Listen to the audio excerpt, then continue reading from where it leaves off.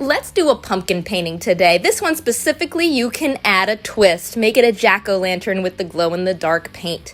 So I usually do this one in canvas classes, but I'm going to show you a simplified version on paper. So I'm taking some light green, some nutmeg and white, and up and down strokes with my mop brush just to give it a background. And then some white on a medium round brush. I'm going to add a teardrop shape, okay? White is important. Get that teardrop in there, and then I'm going to do a letter C connecting that teardrop. On the other side, a backward C gives you a small pumpkin shape, but I want to make the pumpkin a little bit bigger, so I'm going to add another C shape to the other side. And for the sake of demonstration, we'll make it even a little bit bigger. It's up to you how big you make your pumpkin. Now, I'm going to fill this in also with white. I'm going to do each section individually. And look at my brush strokes. Do you see how they're sticking with the curve of my lines? That's important. You don't want to just fill it in any old way because your brush strokes are what give it that texture that makes it look three-dimensional. Make sure the white is dry, and then you can go in with your orange, doing the exact same thing.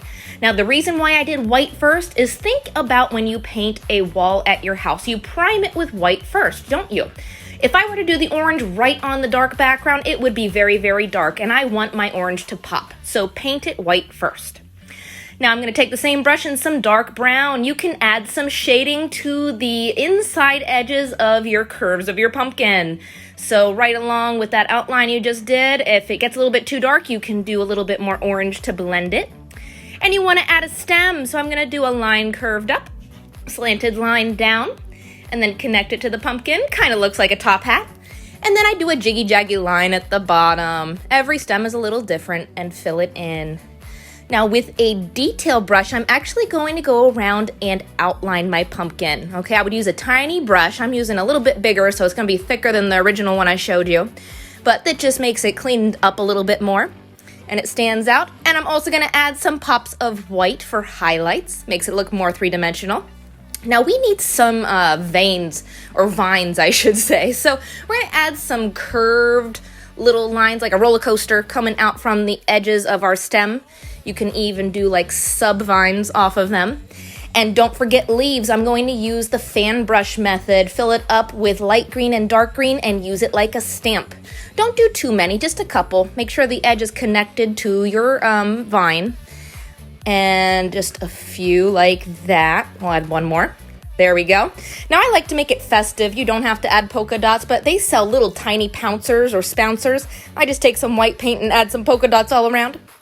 And now I'm going to take a little bit of white. This is bothering me. If you do your pumpkin and you don't like the shape of it, you can fix it. This front portion really should be down further because it is the front of the pumpkin. It's closer to us.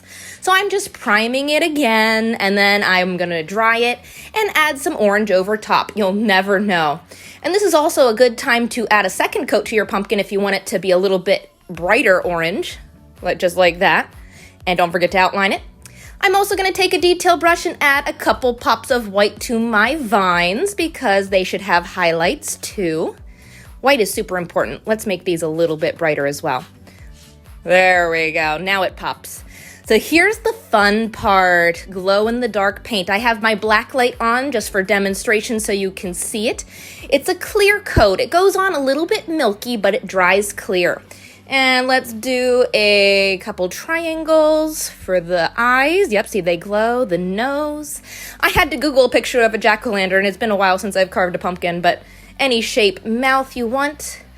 Ooh, I love it. And there's a super easy pumpkin with a twist.